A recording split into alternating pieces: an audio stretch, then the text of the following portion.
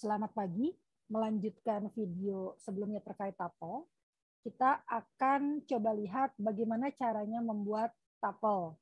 Ya, jadi sebenarnya mirip dengan list, ya, cuman beda bentuk aja sih ya.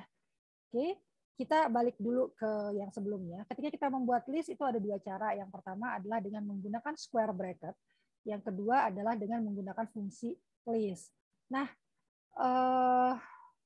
saya tulis di sebelahnya ya. Nah, sementara kalau kita ingin membuat tuple, itu sama ya, sama-sama pakai kurung gitu. Cuma bukan kurung siku, tapi ini kurung biasa, kurung bulat, kurung setengah lingkaran gitu. Nah, ini gitu. Oke. Nah, walaupun kalau pakai tuple itu tidak harus begitu ya. Cuman ini saya ingin menyamakan dengan list. Jadi saya ingin membuat padanannya begini gitu. Jadi kalau list itu pakai kurung siku, nah kalau tuple itu pakai kurung yang biasa. Nah, kemudian kalau list itu bisa membuat pakai fungsi yang namanya list, maka tuple juga bisa pakai fungsi yang namanya tuple gitu. Sebenarnya kan mirip ya, jadi sama. Nah, hanya bedanya ada tambahan satu gitu ya, yaitu kalau kita membuat tuple, kita sebenarnya tidak harus pakai kurung gitu ya. Jadi saya bisa buat tuple dengan menggunakan koma gitu ya. Oke, jadi kalau misalnya ada koma saja itu saya bisa buat tuple dengan itu. Oke. Yang pertama, bagaimana caranya kalau saya membuat tuple dengan menggunakan buka kurung tutup kurung. Nah, ini mudah karena sama persis seperti list. Jadi misalnya saya punya variabel namanya variabel tuple, maka saya akan buat misalnya tuple-nya isinya apa. Nah, isi tuple juga sama seperti list, bisa bilangan bulat, bisa bilangan float, kemudian bisa string, bisa boolean gitu ya. Kemudian bisa juga dalamnya berupa list gitu ya.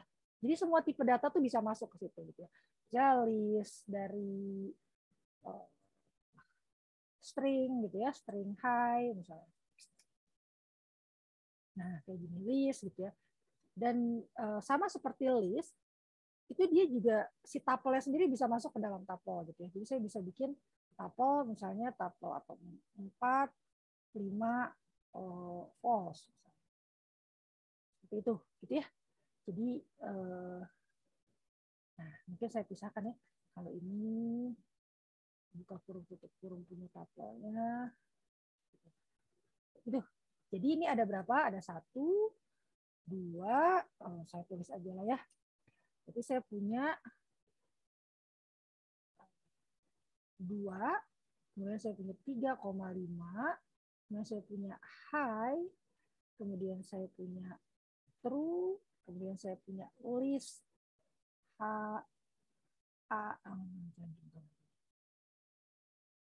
saya buat ini aja. Ini terus gimana bedain ya kalau ini list atau tuple? Untuk membedakannya, saya bikin agak bulat gitu ya yang ini ya. Ini kan tuple berarti ya. Aduh, gimana nih caranya?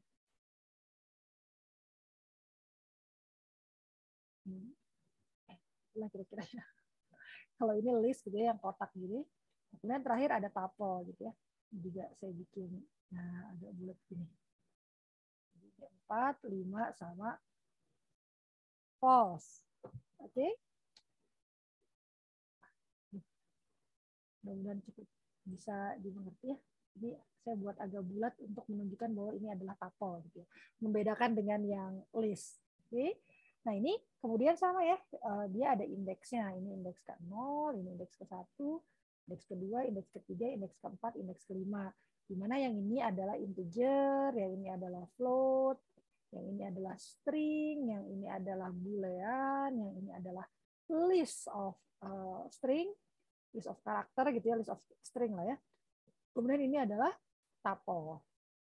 Ya, jadi saya punya variabel namanya vtuple yang tipenya adalah tuple, semuanya sebesar ini itu adalah tuple.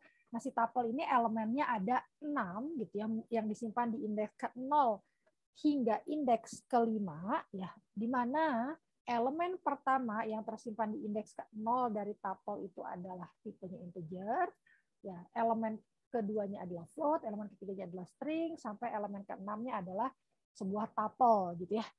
Oke, jadi kira-kira seperti ini membuat tuple. Jadi sama persis seperti ketika kalian membuat list. Ya. Ketika saya buat list itu bukan hanya bisa elemennya list di dalam list gitu ya, tapi tuple juga bisa saya simpan di dalam list.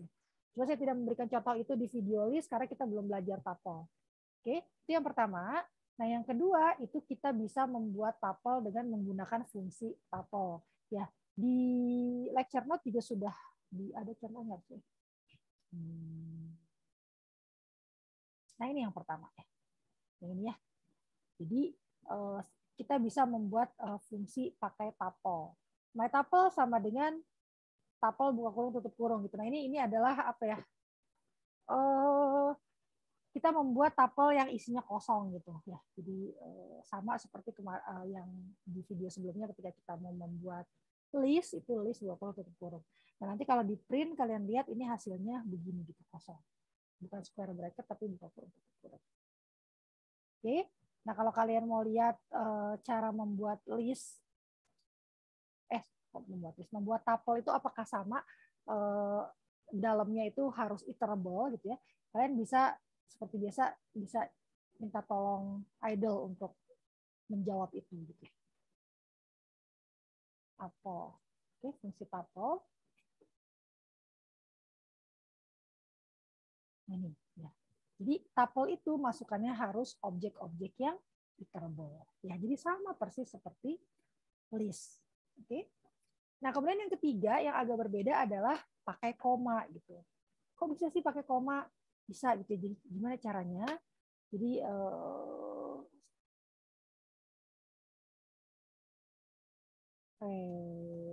apa ya?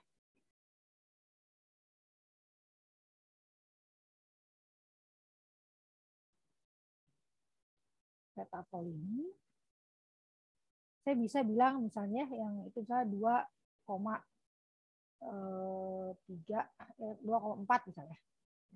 Ini bukan float ya, bukan 2,4 karena kan kalau float kan pakai titik ya. Nah, 2,4 itu artinya saya membuat tuple yang isinya 2 sama 4 gitu aja sih.